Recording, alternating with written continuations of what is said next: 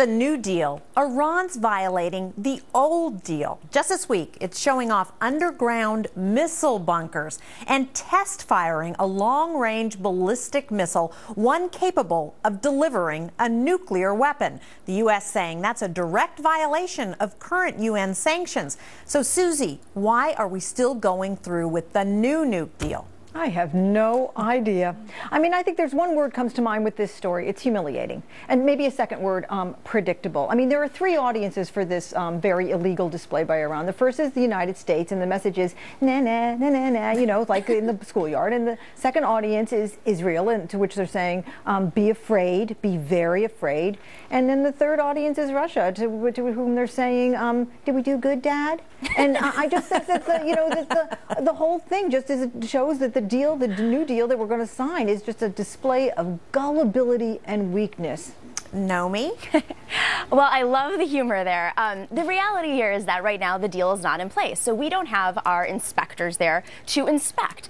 Under the New Deal, the number one thing that makes me support the New Deal is that we will have inspectors on the ground tracking their every move. And if we don't have a deal, we don't have those inspectors over the next 20 years. You know, we have 6 other world powers who signed this deal and 90 other countries have endorsed it. What are we supposed to do at this point? I mean, it's done. This is the best thing that's ever happened with Iran at this point, as opposed to nothing. Okay. I mean, this is the question. What is the alternative? Not having inspectors? Well, I'm not sure we can get into the inspectors, and they can't go everywhere. We can't. But Gary B., the French are more incensed about this than the United States. I know that will get you.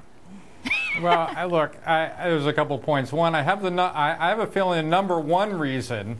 The ultimate number one reason Nomi likes the deal is that this was done by Obama. Look, let's put our cards on the table. That's why she likes the deal. Last time you said I didn't like Obama. Now you're saying I like him.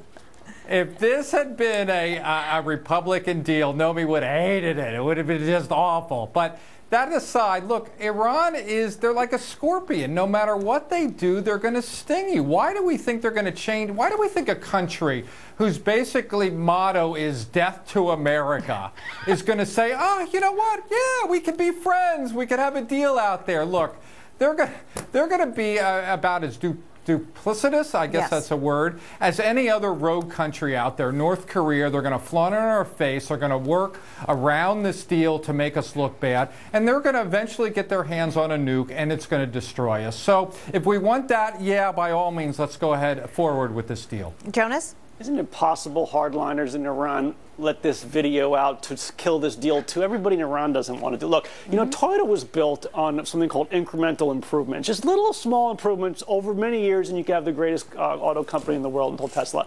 That said, it is possible this deal is slightly better than the current lousy situation. There's no good situations in the Middle East. We're in there and saying some countries can have missiles that we like and others can't, and we'll sell them to this country, but you can't get them in this country. That's never going to work out. That's not there's no easy solution to that. There are bad people there, and there are good countries, but there's no great way out of this, and anything that might slow down the proliferation of nuclear weapons, not just missiles, is probably incrementally better. Jonas, this was sold to the American people as a great deal, and we had a Secretary of State that was totally unprepared when it came to the deal. We don't have the inspectors. That's like saying Social Security was sold us as not being welfare. Thank you. That's they have to sell things to America, but I mean better or more likable let's sell this to us. stuff. I mean, Jonas, look, we don't have the inspectors there, and they're not going to have free reign. Are you kidding me? They're going to go in these tunnels and check out the factories? No way. And number two, this also opened the door for Vladimir Putin to walk right into Syria, too. I mean, this has totally destabilized the area, not helped anything. Gary V.?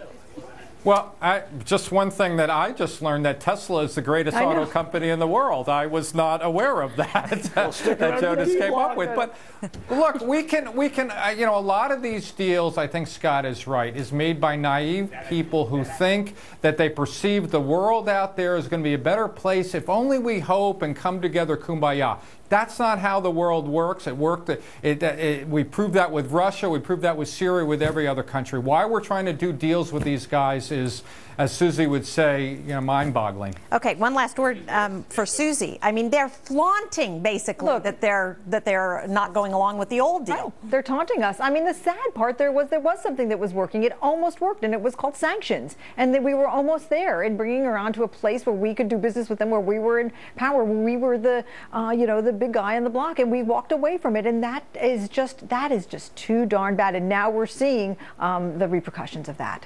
All right, thanks, guys. Cashing in just over an hour from now. Eric, what do you guys have coming up?